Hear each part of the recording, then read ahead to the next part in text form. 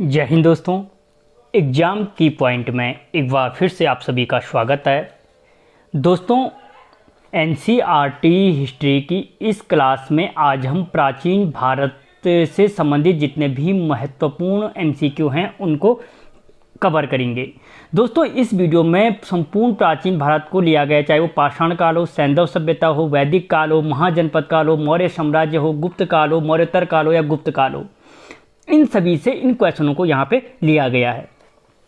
तो देखते हैं दोस्तों, आज का जो पहला क्वेश्चन है, मानव सभ्यता के आरंभिक काल में से कौन सा सुमेलित नहीं है। दोस्तों, जो मानव सभ्यता का जो आरंभिक काल है उसमें से सुमेलित नहीं है कौन सा? महापाषाण काल।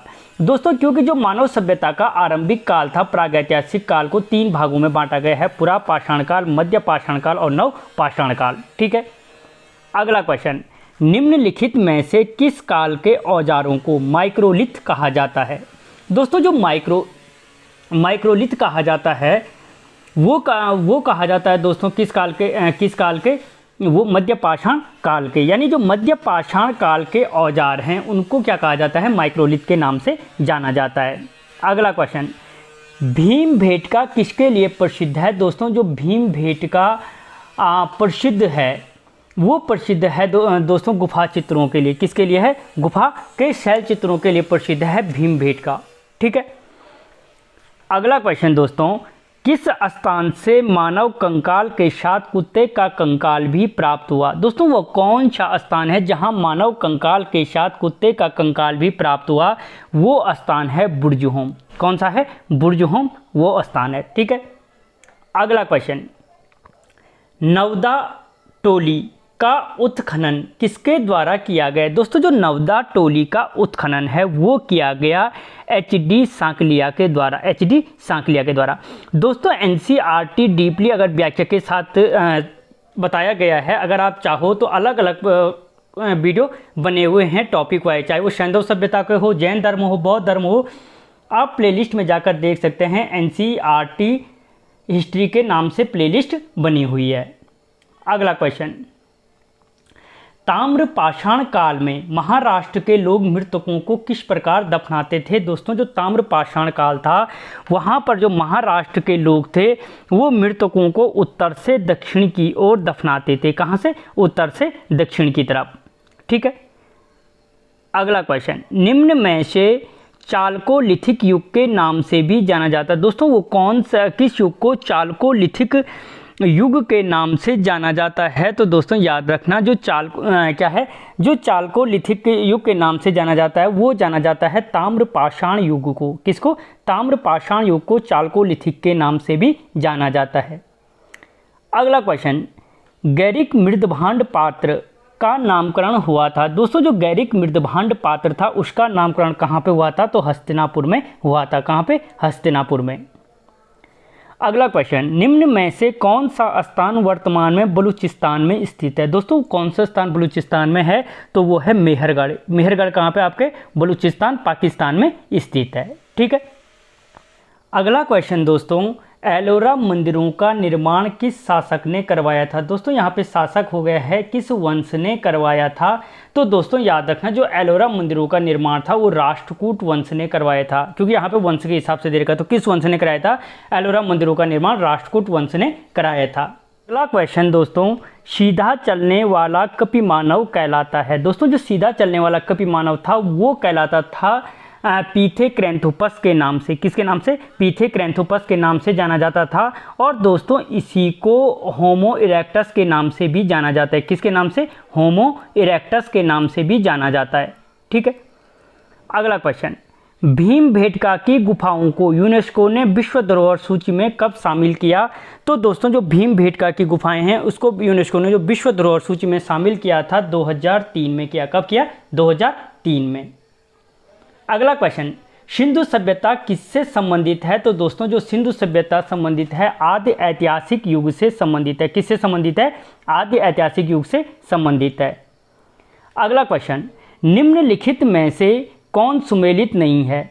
दोस्तों, एक चीज़ याद रखना, यहाँ पे जो हड़प्पा की खुदाई थी वो दयाराम साहनी ने की थी, लोथल की HR राव ने की थी, शुरकोटदा की JP जोशी ने ही की थी। लेकिन धौलवीरा की जो खुदाई थी ये इसका गलत है, क्योंकि जो धौलवीरा की खुदाई थी वो जगपति जोशी के द्वारा की गई थी। किसके द्वारा? जगपति जोशी के द्वारा की गई थी।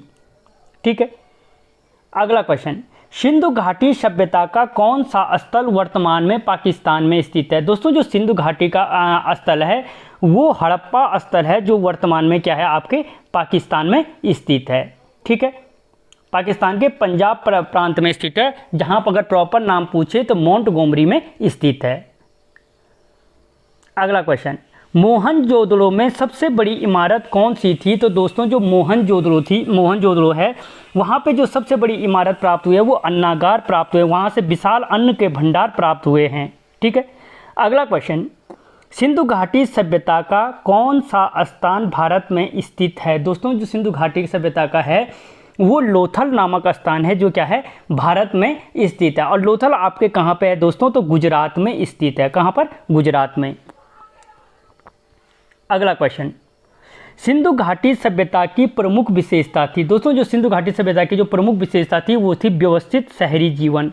यानी अगर पूछा जाए व्यवस्थित शहरी जीवन कहाँ पे देखने को मिलता है तो सिंधु घाटी सभ्यता में देखने को मिलता है। अगला क्वेश्चन, हड़प्पा कालीन रंगपुर किस राज्य में स्थित है? दोस्तों जो हड़प्पा कालीन क्या है आपका जो रंगपुर है वो स्थित है आपके गुजरात में। कहाँ पे स्थित है? गुजरात में। ठीक है, अगला क्वेश्चन, सिंधु घाटी के लोग किसकी पूजा करते थे? तो सिंधु घाटी के जो लोग थे वो पशुपति की पूजा करते थे। किसकी पूजा करते थे? पशुपति की। अगला क्वेश्चन दोस्तों, भारत में चांदी की उपलब्धता के प्राचीन साक्ष्य कहाँ से प्राप्त होते हैं? तो दोस्तों भारत में जो चांदी की उपलब्धता के प्राचीन साक्ष्य हैं वो हड़प्पा संस्कृति से प्राप्त होते हैं। अगला क्वेश्चन, हड़प्पा कालीन स्थल में अब तक किस धातु की प्राप्ति नहीं हुई? तो दोस्तों अब तक हो कर देना इसको, अब तक किस धातु की प्राप्ति नहीं हुई? तो दोस्तों लोहा की प्राप्ति नहीं हुई। कहाँ पे? हड़प्पा कालीन स्थल में। जबकि तांबा, सोना और चांदी की प्राप्ति हो चुकी है। अगला क्वेश्चन, भारत का सबसे बड़ा हड़प्पा पुरास्थल है? दोस्तों जो भारत का सबसे बड़ा हड़प्पा पुरास्थल है वो है राखीगढ़ी। मोस्ट इंपॉर्टेंट है, याद रखना कौन सा है? राखीगढ़ी। और प्रोफेसर वसंत सिंधे ने क्या की थी? इसकी खुदाई की थी। कहाँ पे स्थित है? तो दोस्तों हरियाणा में स्थित है। अगला क्वेश्चन, सिंधु घाटी के लोगों की एक महत्वपूर्ण रचना किसकी मूर्ति थी? तो दोस्तों वो किसकी मूर्ति थी? तो वो थी नृत्य करती हुई नर्तकी की मूर्ति। सिंधु घाटी के लोगों की एक महत्वपूर्ण रचना थी क्या? नृत्य करती हुई नर्तिका। अगला क्वेश्चन, सैंधव सभ्यता का महान स्नानागार कहाँ से प्राप्त हुआ है? तो दोस्तों कहाँ से प्राप्त हुआ है? मोहनजोदड़ो से प्राप्त हुआ है सैंधव सभ्यता का महान स्नानागार। अगला क्वेश्चन, हड़प्पा के लोग किस वस्तु के उत्पादन में अग्रणी थे? तो दोस्तों जो हड़प्पा के लोग थे वो अग्रणी थे आपके किसमें? कपास के उत्पादन में। किसके उत्पादन में? कपास के उत्पादन में। अगला क्वेश्चन, मेसोपोटामिया में कपास के लिए किस शब्द का प्रयोग किया गया है? तो दोस्तों जो मेसोपोटामिया है वहाँ पर कपास के लिए सिंधु शब्द का प्रयोग किया गया है। और जो यूनान के लोग थे दोस्तों वो कपास के लिए सिंडन शब्द का प्रयोग करते थे। याद रखना, मेसोपोटामिया सिंध और जो यूनान के हैं सिंडन शब्द का प्रयोग करते थे। अगला क्वेश्चन, वेद शब्द का अर्थ है दोस्तों, वेद का अर्थ है ज्ञान। कितने वेद हैं? 4। अगला क्वेश्चन, सबसे प्राचीन वेद कौन सा है? दोस्तों जो सबसे प्राचीन वेद है ऋग्वेद है। कौन सा है? ऋग्वेद सबसे प्राचीन वेद है, ऑप्शन बी। अगला क्वेश्चन, निम्न में से किसका संकलन ऋग्वेद पर आधारित है? तो दोस्तों किसका संकलन है? यानी सामवेद का संकलन क्या है? ऋग्वेद पर आधारित है। और गायन प्रतियोगिता भारतीय संगीत का जनक कहा जाता है सामवेद को। अगला क्वेश्चन दोस्तों, किस स्थान के अभिलेखों से वैदिक देवी देवताओं का उल्लेख मिलता है? दोस्तों जो वैदिक देवी देवताओं का उल्लेख मिलता है वो बोगाजकोई के अभिलेखों से मिलता है। कहाँ के अभिलेखों से मिलता है? बोगाजकोई के अभिलेखों से मिलता है। कहाँ से है बोगाजकोई? मध्य एशिया। अगला क्वेश्चन, प्राचीन भारत में निष्क नाम से जाने जाते थे। दोस्तों जो प्राचीन भारत में निष्क शब्द का प्रयोग किया गया है वो स्वर्ण आभूषणों के लिए किया गया है। या ये क्वेश्चन ये इस तरीके से पूछा जा सकता है कि प्राचीन समय में स्वर्ण आभूषणों के लिए किस शब्द का प्रयोग किया जाता था? फिर आंसर हो जाएगा निष्क शब्द का प्रयोग किया जाता था। अगला क्वेश्चन, ऋग्वेद में किस नदी को माते तमा देवी तमा नाम से पुकारा गया है? दोस्तों जो माते तमा देवी तमा और एक नाम और जोड़ देना नदी तमा नाम से पुकारा गया है, वो पुकारा गया आपके सरस्वती नदी को। किसको? सरस्वती नदी को। अगला क्वेश्चन, पुराणों की संख्या है दोस्तों कितनी है? 18 यानी 18 पुराण हैं। कितने पुराण हैं? 18 पुराण हैं। अगला क्वेश्चन, यज्ञ संबंधी विधि विधानों का ज्ञान किससे होता है? दोस्तों जो यज्ञ संबंधी विधि विधानों का ज्ञान होता है वो हमें यजुर्वेद से प्राप्त होता है। सामवेद मैंने बोल दिया भारतीय संगीत का जनक कहा जाता है। इसमें सारे धार्मिक प्रवृत्तियां हैं ऋग्वेद में। अगला क्वेश्चन, नचिकेता व यम का संवाद किस उपनिषद में वर्णित है? दोस्तों जो नचिकेता और यम का संवाद है वो कठोपनिषद में वर्णित है। किसमें? कठोपनिषद में वर्णित है। अगला क्वेश्चन, पुरुष मेघ का उल्लेख किस ग्रंथ में हुआ है? दोस्तों जो पुरुष मेघ का उल्लेख हुआ है वो शतपथ ब्राह्मण में हुआ है। किसमें? शतपथ ब्राह्मण में। अगला क्वेश्चन, वैदिक काल में किस पशु को अघन्य माना गया है? दोस्तों जो अघन्य माना गया है वैदिक काल में वो गाय को माना गया। अघन्य का मतलब है जो मारे जाने योग्य न हो। ठीक है। अगला क्वेश्चन, किस वैदिक साहित्य में मोक्ष का वर्णन मिलता है? तो दोस्तों जो मोक्ष का वर्णन मिलता है वो उपनिषदों में प्राप्त होता है। किसमें? ऑप्शन डी, उपनिषदों में प्राप्त होता है। अगला क्वेश्चन, सत्यमेव जयते कहाँ से लिया गया है? इसका आंसर सभी को आता होगा, मुंडकोपनिषद से लिया गया है। अगला क्वेश्चन, गोत्र शब्द का प्रयोग सर्वप्रथम कहाँ किया गया है? दोस्तों जो गोत्र शब्द का सर्वप्रथम प्रयोग था वो किया गया है ऋग्वेद में। किस वेद में किया गया है? ऋग्वेद में गोत्र शब्द का सर्वप्रथम प्रयोग किया गया है। अगला क्वेश्चन, मूलतः गोत्रों की संख्या बताई गई है। दोस्तों जो गोत्रों की संख्या बताई गई है वो बताई गई है 7 गोत्र। कौन कौन से? 7 गोत्र बताए गए हैं। ठीक है। कश्यप, वशिष्ठ, भृगु, गौतम, भारद्वाज, आगे मुझे पता नहीं है, अत्रि, विश्वामित्र है शायद, अत्रि और विश्वामित्र, हाँ 7 गोत्र। अगला क्वेश्चन, प्रथम भारतीय साम्राज्य किसने स्थापित किया था? तो दोस्तों जो क्या था, प्रथम भारतीय जो साम्राज्य की स्थापना की थी वो की गई थी चंद्रगुप्त मौर्य के द्वारा। किसके द्वारा की गई थी? प्रथम भारतीय साम्राज्य की स्थापना चंद्रगुप्त मौर्य के द्वारा की गई थी। अगला क्वेश्चन, चंद्रगुप्त मौर्य के राजगुरु थे। दोस्तों जो चंद्रगुप्त मौर्य के राजगुरु थे वो कौन थे? तो दोस्तों याद रखना, जो चंद्रगुप्त मौर्य के राजगुरु थे, विष्णुगुप्त बोलो, चाणक्य बोलो, कौटिल्य बोलो, ये सभी क्या थे? राजगुरु थे। दोस्तों चंद्रगुप्त मौर्य ने किस मगध शासक को हराया था? तो दोस्तों जो चंद्रगुप्त मौर्य था उसने घनानंद को हराया था। यानी जो घनानंद हराया था उसी के बाद उसने क्या की थी? यहाँ पर अपने मौर्य वंश की स्थापना की थी। अगला क्वेश्चन, बौद्ध एवं जैन ग्रंथों में चंद्रगुप्त को किस नाम से पुकारा गया? दोस्तों जो बौद्ध और जैन ग्रंथ हैं वहाँ पर चंद्रगुप्त को मौर्य क्षत्रिय के नाम से पुकारा गया है। किस नाम से पुकारा गया है? मौर्य क्षत्रिय। अगला क्वेश्चन, सैंड्रोकोट्स की चंद्रगुप्त मौर्य के रूप में पहचान किसने की? तो दोस्तों जो सैंड्रोकोट्स की थी चंद्रगुप्त मौर्य के रूप में जो पहचान की थी वो विलियम जोन्स ने की थी। किसने की थी? विलियम जोन्स ने। ठीक है। अगला क्वेश्चन, चंद्रगुप्त नाम किससे प्राप्त होता है? तो दोस्तों जो चंद्रगुप्त नाम प्राप्त होता है वो हमें जूनागढ़ अभिलेख से प्राप्त होता है। कहाँ से? जूनागढ़ अभिलेख से। अगला क्वेश्चन, चंद्रगुप्त मौर्य किस धर्म के अनुयायी थे? दोस्तों जो चंद्रगुप्त मौर्य थे वो किस धर्म के अनुयायी थे? तो वो जैन धर्म के अनुयायी थे। किस धर्म के? जैन धर्म के। अगला क्वेश्चन, चंद्रगुप्त मौर्य के पश्चात गद्दी पर बैठा तो दोस्तों कौन बैठा था? बिंदुसार।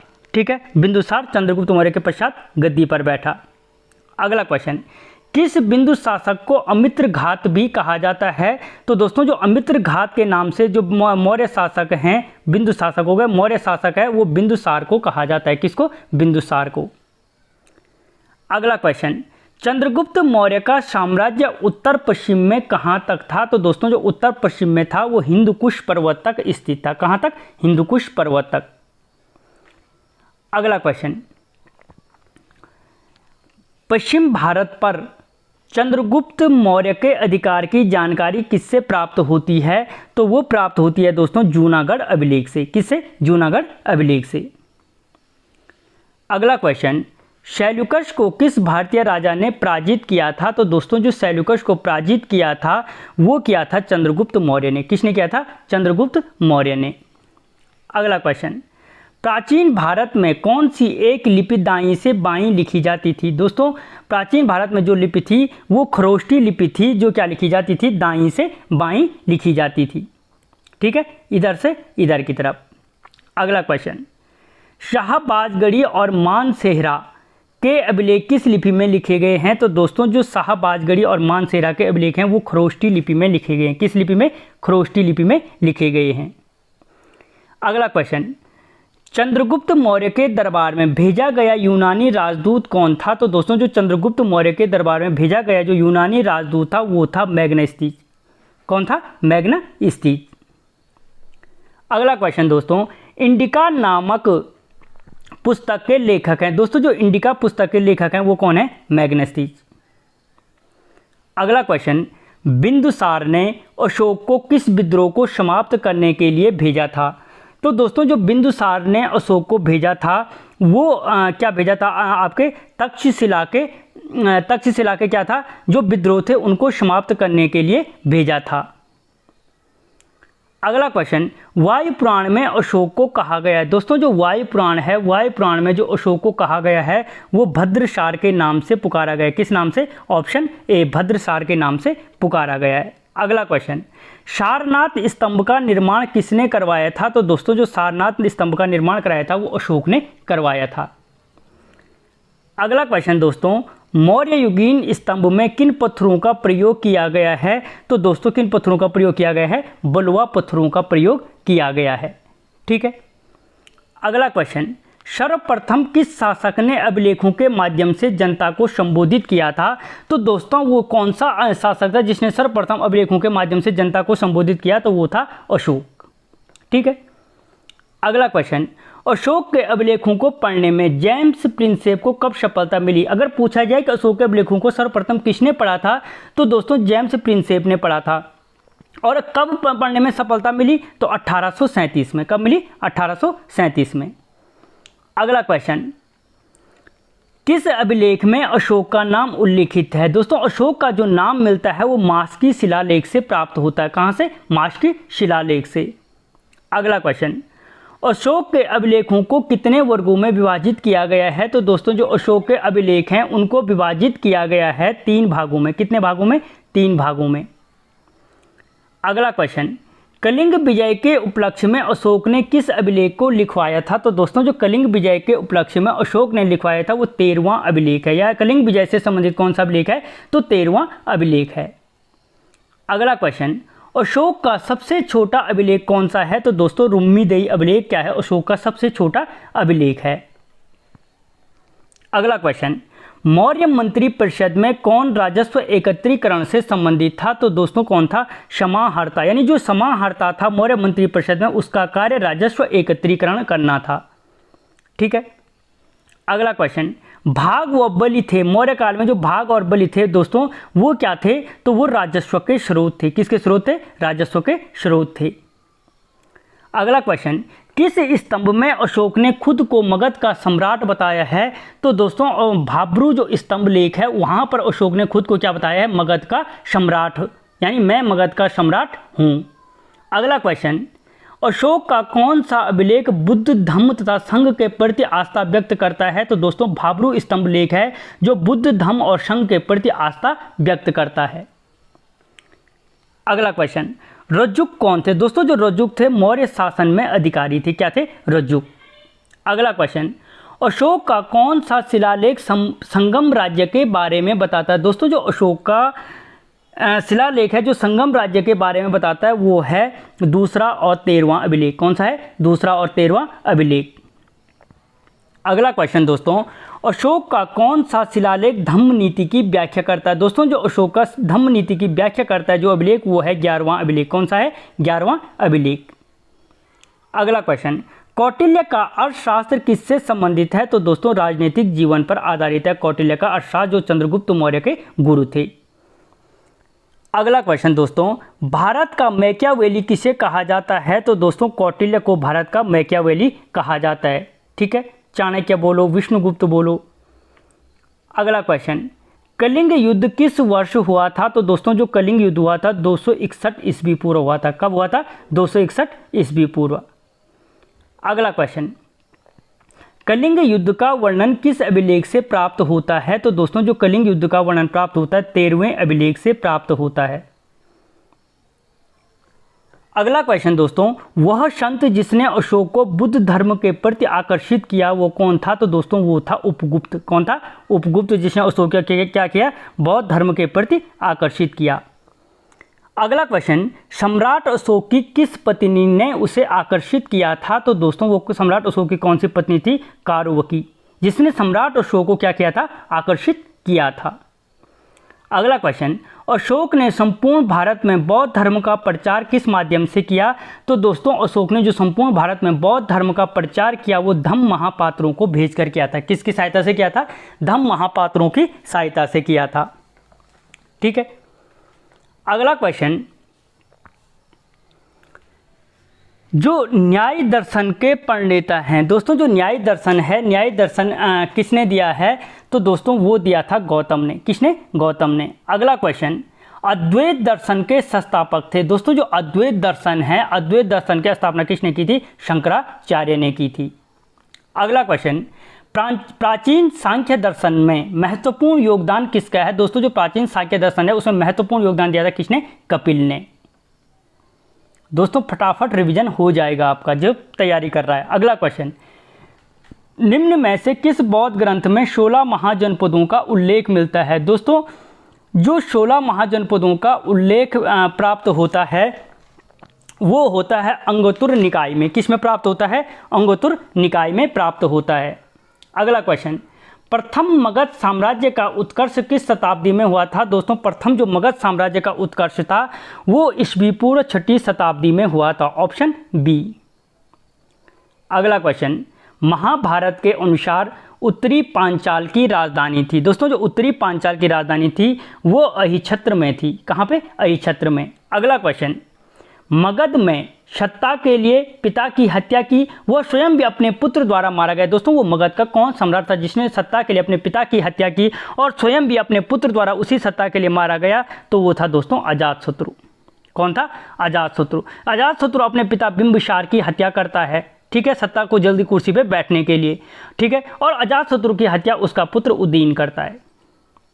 अगला क्वेश्चन, विश्व का पहला गणतंत्र वैशाली किसके द्वारा स्थापित किया गया? तो दोस्तों जो विश्व का अगर पूछा जाए पहला गणतंत्र कौन है तो वैशाली, और किसके द्वारा स्थापित किया गया? तो लिच्छवी के द्वारा किया गया था। जो लिच्छवी थे उनके द्वारा किया गया था। अगला क्वेश्चन, प्राचीन श्रावस्ती का नगर विन्यास किस प्रकार था? दोस्तों जो प्राचीन श्रावस्ती का जो नगर विन्यास था वो अर्धचंद्राकार था। किस प्रकार का था? अर्धचंद्राकार था।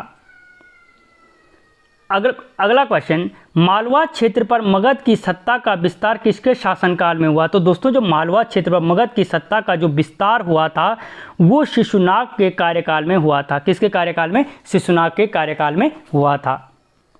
अगला क्वेश्चन, मगध का कौन सा शासक अपरो परशुराम के नाम से जाना जाता है? दोस्तों मगध का कौन सा शासक था जो अपरो परशुराम के नाम से भी जाना जाता है? तो वो था महापद्मनंद। कौन था? महापद्मनंद था, जिसे पुराणों में अपरो परशुराम यानी परशुराम का द्वितीय अवतार बताया गया है। अगला क्वेश्चन, प्रारंभिक गणतंत्र में कौन सा नहीं था? दोस्तों जो प्रारंभिक गणतंत्र थे उसमें शामिल नहीं थे। कौन से? यौदेय। अगला क्वेश्चन, मगध की राजधानी कौन सी थी? दोस्तों जो मगध की राजधानी थी वो थी गिरिवर्ज में। कहाँ पे थी? कहाँ पे? गिरिवर्ज नहीं है दोस्तों, यहाँ पे जो मगध की राजधानी थी, अच्छा राजगिरा है यहाँ पे, गिरिवर्ज राजगिरा। ऑप्शन सी, मगध की जो राजधानी थी दोस्तों राजगिरा बोलो या गिरिवर्ज बोलो में स्थित थी। अगला क्वेश्चन, चेदी का राजा खारवेल किस क्षेत्र से संबंधित था? दोस्तों जो चेदी वंश का राजा था खारवेल वो संबंधित था कलिंग से। किससे संबंधित था? कलिंग से। अगला क्वेश्चन, द्वितीय बौद्ध संगति का आयोजन किसके शासनकाल में किया गया? दोस्तों जो द्वितीय बौद्ध संगति का क्या था? आयोजन था वो किया गया था कालाशोक के शासनकाल में। दोस्तों बौद्ध धर्म और जैन धर्म के दोनों वीडियो आपको लिंक डिस्क्रिप्शन में लिंक मिल जाएगा, आप वहां से देख सकते हो। संपूर्ण वीडियो कलेक्ट किए गए हैं। अगला क्वेश्चन, गोदावरी नदी के तट पर स्थित महाजनपद था। दोस्तों जो गोदावरी नदी के तट पर स्थित महाजनपद था वो कौन सा था? तो वो था अश्मक। कौन था? अश्मक। अगला क्वेश्चन, भारत का कौन सा क्षेत्र प्राचीन समय में अवंतिका के नाम से जाना जाता था? तो दोस्तों जो अवंतिका के नाम से जाना जाता था वो था मालवा क्षेत्र। कौन था? मालवा क्षेत्र। अगला क्वेश्चन, प्रसिद्ध नैमिषारण्य तीर्थ किस जनपद में स्थित है? तो दोस्तों जो नैमिषारण्य तीर्थ है वो सीतापुर जनपद में स्थित था। और सीतापुर आपके कहाँ पे है? यूपी में स्थित है। ठीक है। अगला क्वेश्चन दोस्तों, गुप्त साम्राज्य का वास्तविक संस्थापक कौन था? दोस्तों जो गुप्त साम्राज्य का क्या था? वास्तविक संस्थापक था वो था चंद्रगुप्त प्रथम। कौन था? चंद्रगुप्त प्रथम। Option A. अगला क्वेश्चन, प्रथम गुप्त शासक जिसने सिक्के जारी किए? तो दोस्तों जो प्रथम गुप्त शासक था जिसने सिक्के जारी किए थे वो था चंद्रगुप्त प्रथम। कौन था? वो भी चंद्रगुप्त प्रथम था। ठीक है। अगला क्वेश्चन, शक विजेता किसे जाना जाता है? यानी दोस्तों जो शक विजेता है, शक विजेता के नाम से किसे जाना जाता है? तो याद रखना, शकों पे विजेता जिसने प्राप्त की थी उसे जाना चंद्रगुप्त द्वितीय। ठीक है। शक विजेता के नाम से जाना जाता है। अगला क्वेश्चन, इलाहाबाद स्तंभ अभिलेख किस एक से संबंधित है? दोस्तों जो इलाहाबाद का स्तंभ लेख है वो समुद्रगुप्त से संबंधित है। किससे? समुद्रगुप्त से संबंधित है। जो अगला क्वेश्चन, गुप्त राजा जिसने विक्रमादित्य की उपाधि धारण की थी? तो दोस्तों वो कौन सा गुप्त शासक था जिसने विक्रमादित्य की उपाधि धारण की थी? तो वो था चंद्रगुप्त द्वितीय। अगला क्वेश्चन, किस गुप्त शासक के सिक्के संगीत के प्रति प्रेम दर्शाते हैं? तो दोस्तों किसके सिक्के हैं? वो समुद्रगुप्त के सिक्के हैं जो संगीत के प्रति प्रेम दर्शाते हैं। ठीक है। और यह संगीत के प्रति प्रेम का सूचक हैं। अगला क्वेश्चन, भारत का नेपोलियन किसे कहा जाता है? तो दोस्तों जो भारत का नेपोलियन कहा जाता है वो कहा जाता है समुद्रगुप्त को। ठीक है। Option D. अगला क्वेश्चन, गुप्तकालीन रजत मुद्राओं को नाम दिया गया? दोस्तों जो गुप्तकालीन रजत मुद्राएं थी उन्हें रूपक का नाम दिया गया। किसका नाम? रूपक का नाम दिया गया। अगला क्वेश्चन, चंद्रगुप्त के नवरत्नों में कौन सा फलित ज्योतिष से संबंधित? दोस्तों जो चंद्रगुप्त के दरबार में नवरत्न रहते थे उनमें जो फलित ज्योतिष से संबंधित था वो था छपड़क। ठीक है।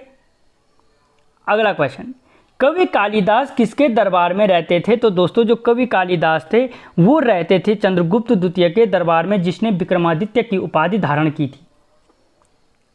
अगला क्वेश्चन, गुप्त शासकों की दरबारी भाषा क्या थी? दोस्तों जो गुप्त शासकों की दरबारी क्या थी? भाषा थी दोस्तों वो क्या थी? संस्कृत थी। ठीक है।